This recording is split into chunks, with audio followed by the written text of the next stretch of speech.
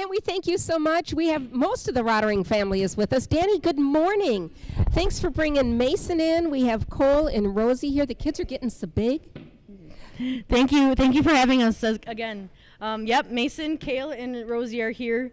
Well, we liven up the place, that's for sure. You do, and you know what? We are glad about that because we look forward to it all the time. Big Brewer fans in your house. Big Brewer fans today. Today's a big game. Go Brewers! Okay, so now here's the game plan, right? In your house, everybody watches. Everybody watches. Okay. We watch the whole game. Okay, so even the commercials. From your manicure, which is amazing, I wish you could see, because you have your Brewer blue and gold. And I see that your hair color has reflected a little hue of Brewer, and it's adorable. I love it. The first thing when you walked in. So Mason has his Brewer jersey on. Yes. Big fan. And you know, we just have been talking for maybe about 1 minute. We already have 7 calls that have come in from Mason. The Blood Center of Wisconsin phone bank is wide open. It's 608-784-KIDS. That's 784-KIDS, 5437. U.S. Cellular, the team is taking the pledges. They're coming in left and right. Mason looks great. How's he feeling?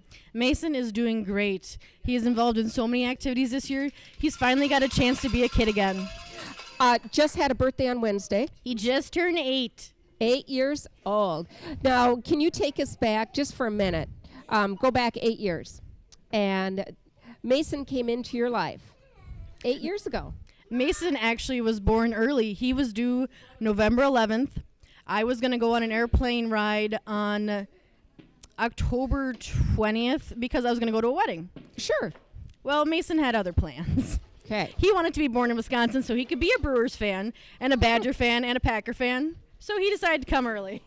And he made that happen. He made it happen. He arrived early. He did arrive during a Packer loss, though. But we won't talk about that. So how did you know that this is it? You're going into labor. What was going on with you? For Kale, my labor was so different because I was so sick with him. But for Mason, you know, everybody's like, oh, yeah, you know, it's not labor. You're not in labor. You still have like a month left. Yeah, it was labor. Mason, let's not break anything, okay? Here, just duck. We're good. Just duck. Being that he was nearly a month early, you know, it's like, okay, I'll just wait it out. I'll wait it out. Well, then finally it's like, okay, we need to go to the hospital.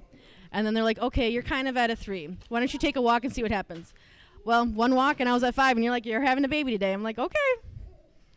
Okay, so Mason was born.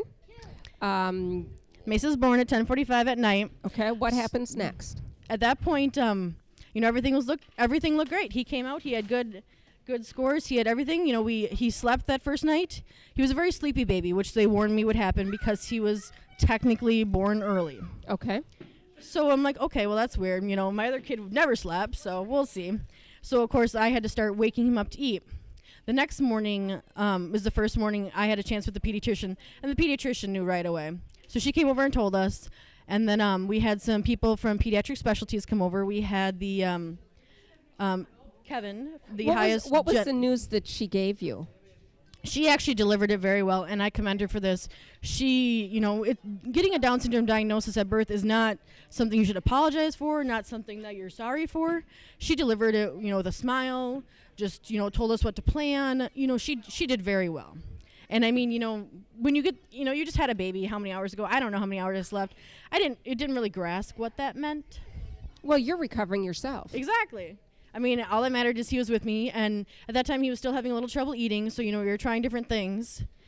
But, you know, all that mattered is he was here. At this point, he was healthy because of the Down syndrome diagnosis, and because technically he was born before 37 weeks. Right. We had to do some other tests. 50% of Down syndrome children have heart defects. So one of the first things they checked, probably on that first real day, was to check his heart to make sure there wasn't any issues with that. And he did have 3 small little holes in his heart. They all looked ones that could be closable. One was so small, but they did notice it. So that one, I think, closed before he was 6 months old. The other 2, he got re-examined when he was 3. and they were so minute, they didn't matter, and they didn't feel he had to have surgery. So we were lucky. We avoided that hurdle that many people that have children with Down syndrome have. What was So it that like was awesome. to wait for the news to come on what was going to be the next direction? That had to be tough. Honestly, they threw so many tests at you in the beginning, and he was still having so much trouble eating that I'm like, yeah, whatever, you do that, and I will try to get him to nurse, because that's my job, and that's what I'm supposed to be doing right now. But then, of course, he was jaundice, and we ended up staying another day, and then because he was born early, we had to take the car seat challenge. And Sure. that was a little more depressing because he couldn't pass that test. And I mean, it's not hard. He sat in his car seat and he had to keep his oxygen level above, I believe it's 92%. And he just couldn't do it. He was flirting right around with that 88, 89 number. But I mean, we have like a 45-minute drive home. So, he of course had to pass the test, but not to mention it's not like we just live next to the hospital. That's right. You do have that to keep track of. So he failed the first test. I think you have to wait 24 hours. He took that test. He failed it again. By this time, we had gotten to a weekday, and there was a different nurse in, and she's like, I am the best at this. I promise you, I can get him to pass this test. And she tried her harder out, and she couldn't do it either. So the last day, I think it was like a Thursday morning, we tried one more time, and we tried something else, and we had a couple different doctors come and visit and try different things, and all of a sudden the oxygen came to like a 93. It was awesome. And So we got to go home. You were really watching those numbers, weren't you? Yes. So going home is, something that you look forward to, but now all of a sudden, okay. Now how old was Kale at the time? Kale was 2.5. Okay, so you're bringing a brandy newborn home with a 2.5-year-old. Yes. Okay. So how did that go for transition? No one saw any difference with Mason when he was little. So I mean, to Kale, he was just his baby brother. Yeah. Well, sure. And actually, that's how Mason got his most famous nickname, which is his name is Mason, but he's been growing up being called May because that's what Kale was able to say when we told him what his name was. So his little brother was May. May. It's perfect. And he's had that nickname forever. There's kids at school that call him that. Half the time he might respond to that better than Mason. Well, his activity level is wonderful. I can see that right now. And this is him all the time. Yeah. But I can tell you when we get in the car, if he falls asleep, he will drop in seconds. Yeah. And he has always been like that. But that's because he goes 100% whenever he's awake. We were talking about, he's doing great right now, and you were saying how busy you are, and you found some new avenues for him to explore, and you wish you would have known about this years ago. Oh, I'm so excited. I got him in the UWL Motor Development Program. Yay!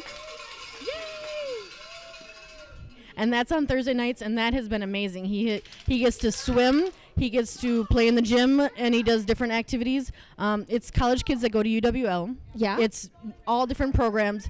It's people that want to work with people with Down syndrome. It's people that just want to work with kids. It's people that want to do this. I mean, they must fight to get in this program because they have so much fun working with all these kids. And as a parent, I mean, it is a godsend. So you would give that program a perfect 10? I would. Because you just have 10 calls that came in. Yay! So we have a perfect program, and we have perfect calls that are coming. 608-784-KIDS 5437. It's a Blood Center of Wisconsin phone bank. Mason is just tearing it up here with Kale, and Rosie is just playing so nicely. Your little, because we have little Rosie in the picture.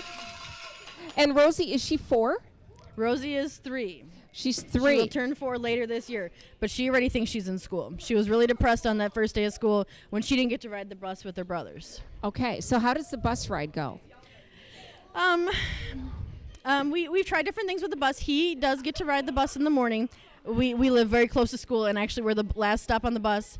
But he does get to ride the bus with his friends, and that is the best part of his day. It is, riding the bus. Another He's good always part of our loved day, buses. we're up to 13 calls. Yay! So that is a really good part of our day. Thanks to the generosity, people picking up the phone and calling 784-KIDS. That's 5437. Mason is our star today. He's our star. He's your star every day. Well, you have 3 stars. All the kids are You have stars, 3 but stars. he's my famous star. Okay. So now he's doing this at UWL.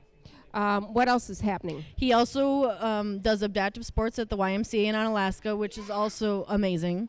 Right now he's playing baseball, and the coaches are amazing. They get to play. They play on Saturdays. They played the UWL baseball team last Saturday. The UWL softball team volunteered, I believe, a turbo softball and maybe even a turbo baseball. And then the week before, I think he played a bank.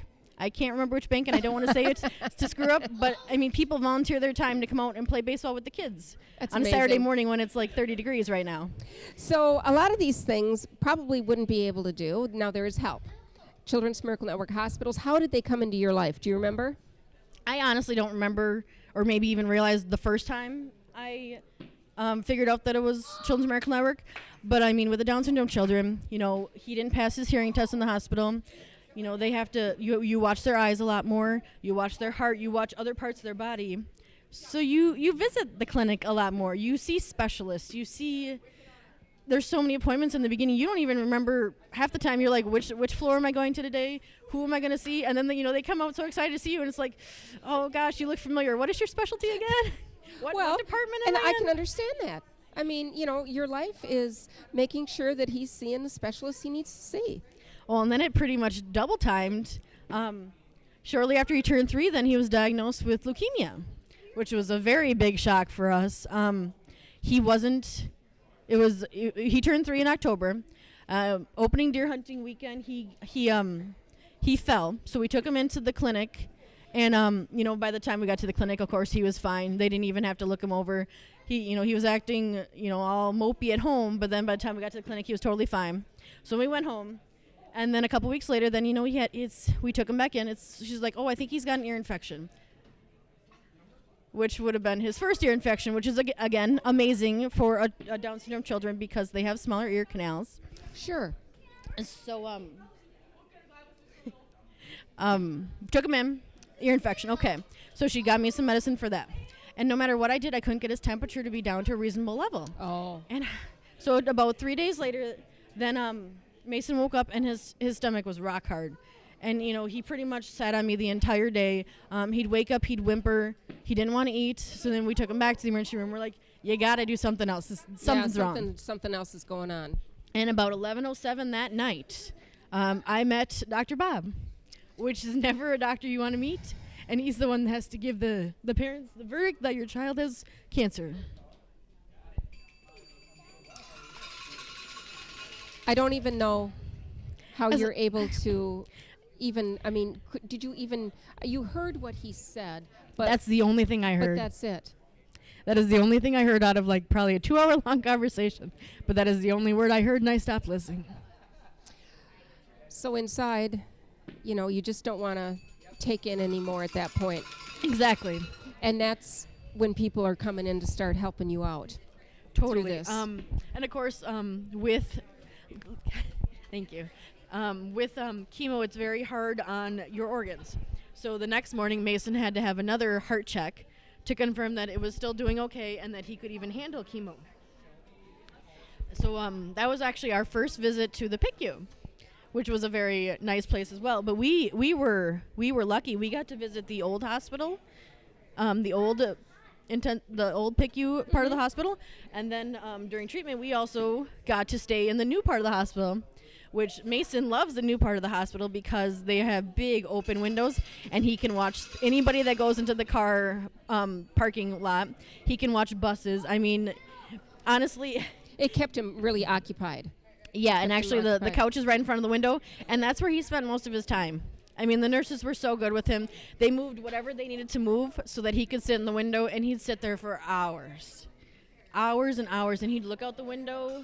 You could see he was getting tired, but he'd look out the window. And if a bus, thank gosh for weekdays when buses come through every 20 minutes. Because that's what he loves to see. Because that's, he loves buses. He loved it, and that helped with his recovery. He was happy, so we were happy.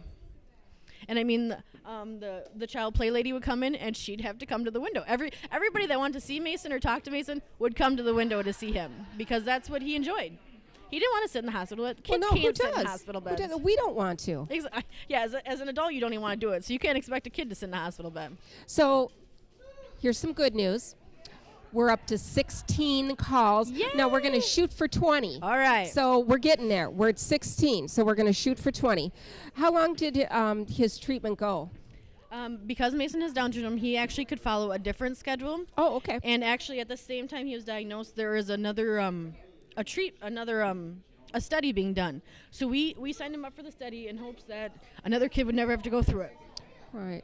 So his treatment, he started in he was diagnosed 2 days before Christmas, after he turned 3. So that was something. But I mean, the people that want to help you are, they're there in full force. So he started treatment. I think he had his first chemo the day after Christmas. They let us go home New Year's Eve day, which is it's just like bringing home a new baby again. It's like, I don't know what to do. What should I be worried for? Where's that wonderful nurse that was with me? And I mean, we were due back the next day anyway. Right. But it's like, oh my gosh, we're gonna go home and sleep in our beds. I'm like, I don't even know what my bed feels like anymore. So then we got to meet the amazing pediatric oncology department that we have here, who are just amazing. The doctors, the nurses, everybody there, they're our friends. I mean, every parent that walks in that area becomes your friend because they know what you're going through. It's such a huge facility. It's so big, but it's really not when it comes down to it because they know you guys. And it's amazing how they work as a team and, Very much so. And I mean, after Mason was a CMN kid, everybody here knows him. I mean, everybody is so happy to see him. And that, that could be because of his red hair. That could be because, he's so happy to see people. Well, he really has quite the personality. We can go through the grocery store and he'll give random people high fives. We came this morning. We were late, of course, because that's how we live. But we rode up the elevator with the whole elevator full, and he's pretty much giving high fives to everybody, talking to everybody. We walked up with a gentleman and 2 kids, and they came over to see us as soon as we got out of the car. They're like, "We wanted to come see you." Okay. Well, and first of all, you weren't late. You made it in plenty of time. Oh, Second of all, it's not like it's just you and your purse getting into the car. We've got 19 out of 20. Oh, come on. We've got 19 right now, 19 calls that have come in. The Blood Center of Wisconsin at 608-784-KIDS 5437. This is all for Mason and for your family. This is all for the children that We need got it. We got the 20. Just a real quick word now on Children's Miracle Network. How did they specifically help your family? When you're in the hospital for long periods of time, you don't eat. The nurses tried. Why don't you here? I just made a new pot of coffee. I'm like, sorry, I don't drink coffee. I don't. They do anything to get you out of the room. And she's like, here. Finally, she just handed me this. Go get yourself something to eat. I'm like, oh, I'm okay. No, I'm gonna stay with him for 10 minutes. Go get yourself something to eat. Because, of course, you don't put yourself first anymore. No, you don't. You're lucky if you're in the top 5. Exactly. But no, so it was the food vouchers. And I mean, they know you need it. I mean, actually, Kevin took Mason to the emergency room one night, and I'm not really sure how it happened, but he didn't even leave with his wallet. His wallet was still home. You know what, though? That's exactly how things can happen because you aren't thinking of yourself. Right. And you just aren't, and I can see how that can happen. So the good news is, you guys have lit up the phones with your story, and I'm sorry that it made you sad through part of it. I'm sorry, because that's not the intent. But you're the best one that can tell his story. Well, and someday maybe he'll tell his own story. But until then, when he's not playing ball, or maybe he'll hurt himself someday where he needs to slow down for 5 seconds. Not that I wish that on him because he's having so much fun. But it's so good to watch him be able to play again. Well, it is, and he's really happy. So what's on tap for you guys for the rest of the day? My school actually has class today, so the kids are going back to school. I have to go back to work. Tonight, Mason is actually in another program. It's called Darby's Dancers. It's at Missy's Dance Studio, and we got him in that this year. This is our first year. There is a lot of people in the older group, so we're switching him to the younger group because he was a little intimidated. But we're giving that a try. I mean, Mason loves to be active, and I maybe signed him up for too many things this year. But, I mean, there's so many opportunities for him to have fun, and I want to give that to him because he had to wait. But you're the best judge of that. Right. You're the best judge of that. Thank you for bringing everybody in.